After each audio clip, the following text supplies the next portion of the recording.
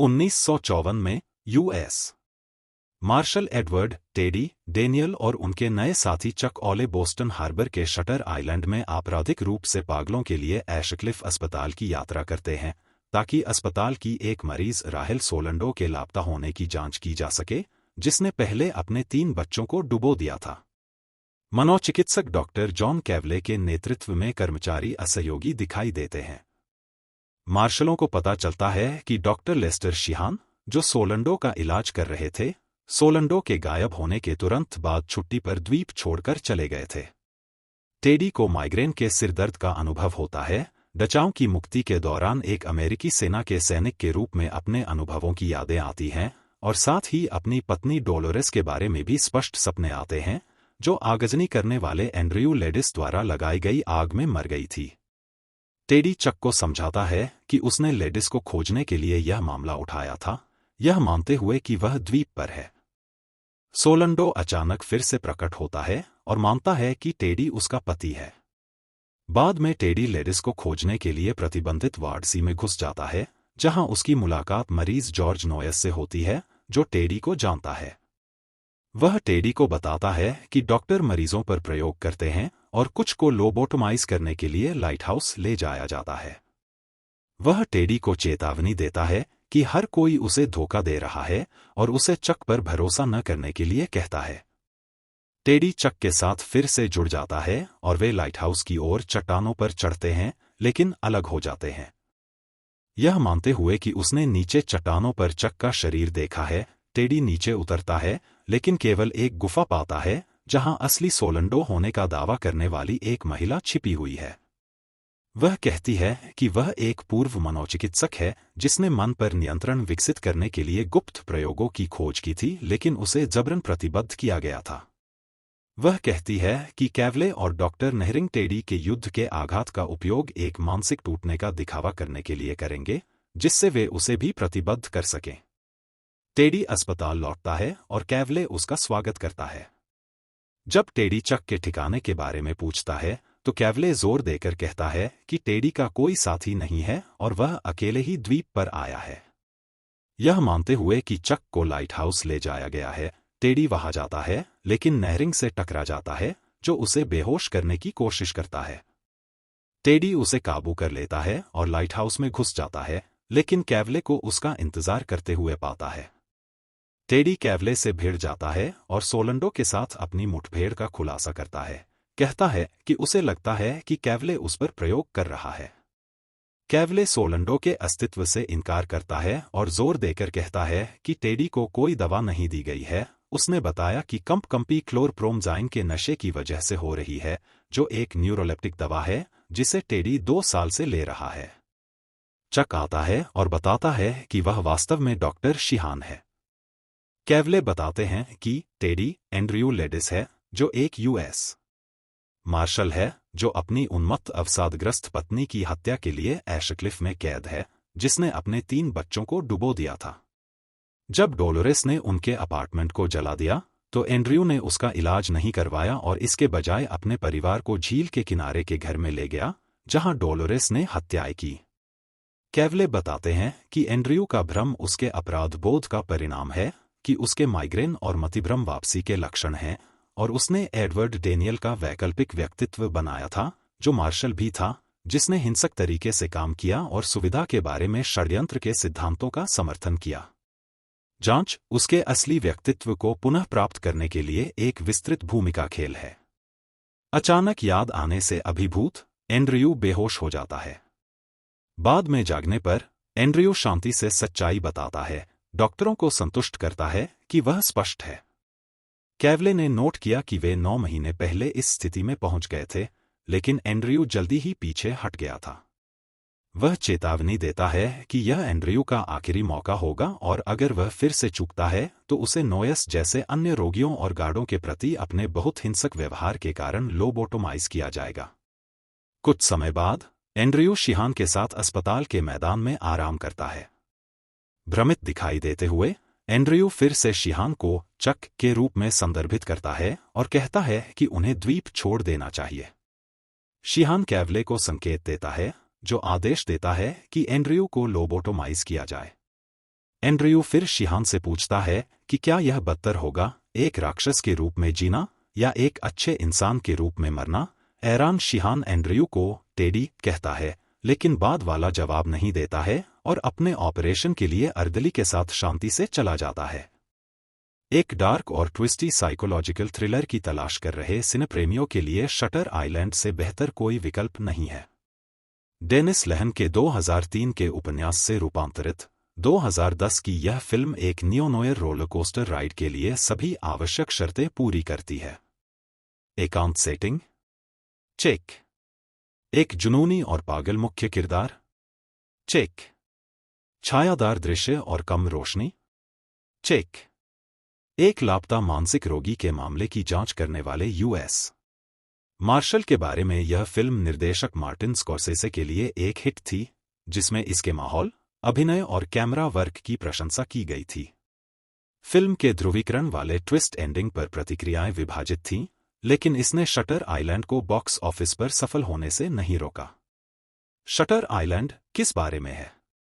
1954 में सेट की गई यह फिल्म अमेरिकी marshal Teddy Daniel, Leonardo DiCaprio की कहानी है, जब वह और उनके साथी मार्क रफालो दूरस्थ शटर द्वीप पर आपराधिक रूप से विक्षिप्त लोगों के लिए एशक्लिफ अस्पताल की यात्रा करते हैं। वहां पहुंचने के बाद वे रोगी रेचल सोलंडो, पेट्रिसिया क्लार्कसन के लापता होने की जांच शुरू करते हैं, जिसे अपने बच्चों को डुबोने के लिए एशक्लिफ भेजा गया था। उत्तर धीरे धीरे मिल रहे हैं। एकमात्र सुराग रेचल के कमरे में मिली एक रहस्यमयी पहेली है। लेकिन टेडी रेचल और एशक्लिफ के बारे में जितनी अधिक खोजबीन करता है, उसके पास उतने ही अधिक प्रश्न होते हैं। परेशान करने वाले सपनों, सुविधा के पुनर्वास के तरीकों से जुड़े रहस्यों की एक श्रृंखला और एक बड़े आने वाले तूफान से त्रस्त होकर, जो उसकी प्रगति को खतरे में डालता है, टेडी को जल्दी ही पता चल जाता है कि एशक्लिफ उसके रोगियों और डॉक्टरों के बारे में जो दिखता है, उससे कहीं अधिक है। शटर आइलैंड में बहुत सारे ट्विस्टी मजे हैं, खासकर जब दर्शकों को टेडी के साथ मिलकर रेचल के लापता होने के रहस्य को सुलझाने के लिए आमंत्रित किया जाता है। सभी अभिनय दमदार हैं, खासकर डिकैप्रियो और बेन किंग्सले ने गुप्त मनोचिकित्सक जॉन कैवले की भूमिका निभाई है, लेकिन फिल्म का असली सितारा इसका माहौल है। अलग-थलग, बारिश से घिरे द्वीप और एशक्लिफ की कई अंधेरी जेल की कोठरियों और लंबे, खामोश गलियारों के बीच, फिल्म व्यावहारिक रूप से माहौल से भरी हुई है। स्कॉर्सेसे की कम रोशनी का चयन गहरी छायाओं को आमंत्रित करता है, जो तस्वीर के साथ साथ क्लॉस्ट्रोफोबिक एहसास और उदास मूड को भी बढ़ाता है, जो फिल्म में व्याप्त है। इसकी गति 2+ घंटे के रन टाइम में धीमी हो जाती है, लेकिन यह एक ठोस मनोवैज्ञानिक थ्रिलर है, जो समय को अच्छी तरह से व्यतीत करने जैसा महसूस कराती है। लेकिन यह सब कैसे हुआ? क्या टेडी ने रेचल के लापता होने का रहस्य उजागर किया? उसके मतिभ्रम का क्या कारण है? और क्या वास्तव में एशक्लिफ में रहस्य छिपाए जा रहे हैं? यदि आप सोच रहे हैं कि हमारे अच्छे दोस्त टेडी के लिए कहानी का अंत कैसे हुआ, जिसमें वह ध्रुवीकरण करने वाला ट्विस्ट एंडिंग भी शामिल है, तो आइए इसे समझते हैं। शटर आइलैंड में वास्तव में क्या हो रहा है? पूरी फिल्म में टेडी को माइग्रेन की एक श्रृंखला और अपनी पत्नी डोलोरेस मिशेल विलियम्स के मतिभ्रम का सामना करना पड़ता है, जो एंड्रयू लेडिस नामक एक व्यक्ति द्वारा लगाई गई आग में मर गई थी। जैसे जैसे रेचल के लापता होने की जांच के दौरान उसका मानसिक तनाव और अधिक गंभीर होता जाता है, उसकी खोज उसे एशक्लिफ की दीवारों के बाहर समुद्र के किनारे की चट्टानों और शटर आइलैंड के अशुभ प्रकाश स्तंभ तक ले जाती है, जो तट से कुछ ही दूर है। वहां उसे डॉक्टर कैवले मिलते हैं, जो दर्शकों और टेडी के लिए फिल्म की घटनाओं को उजागर करते हैं। जैसा कि डॉक्टर कैवले बताते हैं, टेडी असल में एंड्रयू लेडिस है, टेडी के एडवर्ड डेनियल के छद्म नाम का एक विपर्य। यह पता चलता है कि एंड्रयू असल में एशक्लिफ में एक कैदी है, और इस बिंदु तक फिल्म की घटनाएं कैवले द्वारा एंड्रयू को टेडी की भूमिका निभाने की अनुमति देना, उसकी पागलपन को ठीक करने के लिए डिजाइन की गई थीं, जो उसकी उदास पत्नी की हत्या से उपजी थी, जब उसने अपने बच्चों को उनके झील के घर में डुबो दिया था। इससे निपटने के लिए उसने टेडी डेनियल का वैकल्पिक व्यक्तित्व धारण कर लिया। यह नाटक बहुत जटिल था, क्योंकि अस्पताल के कर्मचारी, जिनमें नर्स और लेस्टर शिहान शामिल थे, जिन्होंने एंड्रयू के साथी चक के रूप में खुद को पेश किया था, ने भी एंड्रयू के भ्रम में भाग लिया। और उसके माइग्रेन? कैवले और अन्य डॉक्टरों द्वारा उसे अपनी कल्पना को जीने की अनुमति दिए जाने के दौरान उसकी निर्धारित दवा न लेने के लक्षण। लेकिन एक बार फिर अपनी भयानक यादों और अपनी वास्तविकता की सच्चाई का सामना करते हुए एंड्रयू बेहोश हो जाता है और कैवले के साथ अस्पताल में जागता है। जबकि एंड्रयू सच को स्वीकार करने के लिए तैयार है, कैवले ने स्वीकार किया कि उसने और अन्य डॉक्टरों ने एंड्रयू को महीनों पहले इसी तरह की शांत अवस्था प्राप्त करने में मदद की थी, हालांकि वह जल्दी ही पीछे हट गया। अगर वह फिर से पीछे हटता है, तो कैवले ने चेतावनी दी, उनके पास उसे लोबोटोमाइज करने के अलावा कोई और विकल्प नहीं होगा। पहले तो एंड्रयू की प्रगति के साथ सब कुछ ठीक चल रहा था, लेकिन कुछ ही समय बाद वह पीछे हटना शुरू कर देता है। वह द्वीप छोड़ने की अपनी जरूरत के बारे में बात करना शुरू कर देता है, यह संकेत देते हुए कि वह एक बार फिर अपने दिमाग और टेडी व्यक्तित्व में और पीछे जा रहा है। और जैसा कि कैवले ने चेतावनी दी थी, यह वास्तव में एंड्रयू का आखिरी मौका था। निराश कैवले ने एशक्लिफ के वार्डन से सलाह ली और एंड्रयू को सुविधा के आदेशदाताओं द्वारा लोबोटोमाइजेशन के लिए ले जाया गया ताकि अपराध बोध और भ्रम के दुष्चक्र को हमेशा के लिए समाप्त किया जा सके जो उसे परेशान करते हैं। What's going on at the end of Shutter Island? Phew! It's an incredibly bleak ending, but one that may not be as final as it may first appear. Was Andrew really lobotomized? The film's last shot lingering on the lighthouse where the procedure will take place is incredibly ominous, as is the accompanying score, and seems to hint at Andrew's eventual operation, but since we don't actually see it happen, we don't know for sure.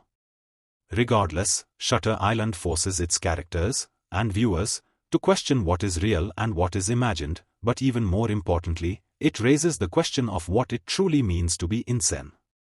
Is it a mental imbalance? Doing the same thing over and over again and expecting different results? Or maybe it's the constant pursuit to rise above adversity when everyone tries to push you down. Whatever we believe, the truth, like Andrew's complex emotions and mental state, isn't always so simple. Shutter Island may have an unspoken, second twist. A fair reading of the ending would be that Andrew's treatment was unsuccessful, and that he is tragically pulled away from a chance at redemption when he is taken away to be lobotomized.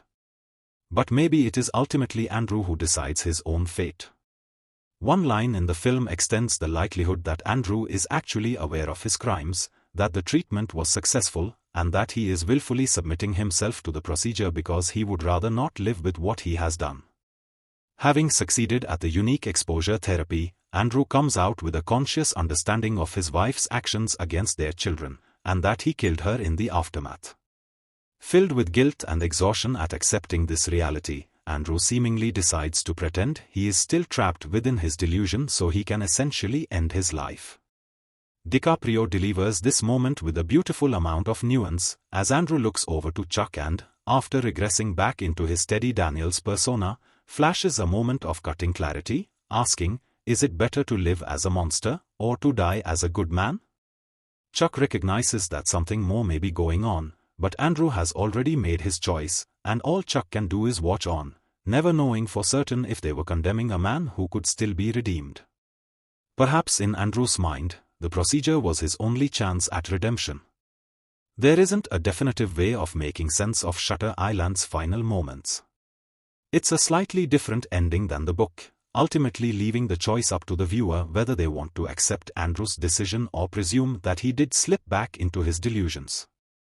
What makes the film so haunting is that regardless of your interpretation, it is still a tragic and horrible fate for the character. Martin Scorsese made the ending far more ambiguous than the book version. Shutter Island is adapted from a 2003 novel by Dennis Lehane. The book and the movie follow the same story for the most part, with only minor details changed for the sake of fitting better to the medium of film. Scorsese maintained Lehane's overall vision, but he also put in extra effort to make our point-of-view character more tragic and open to interpretation. In the book, the ending is fairly clear-cut. Lehane wrote the ending to clearly depict that Andrew does recede into his delusional persona, which renders the whole experiment a failure. Scorsese wanted to make the ending more ambiguous, although Lahane still maintains that he believes Andrew did not recover from his mental illness. In an interview around the time of the film's release, Lahane said, "Personally, I think he has a momentary flash. To me that's all it is. It's just one moment of sanity mixed in the midst of all the other delusions," emphasizing that the question of whether it is better to die a good man is asked in a rhetorical manner, to deliberately muddy the waters of whether he is conscious or not. Lahane's readers had more of an open-shut experience, but Scorsese writes the ending in a manner that leaves us questioning whether Andrew gives into what is essentially a suicide, or continues to believe in his false reality as a coping mechanism.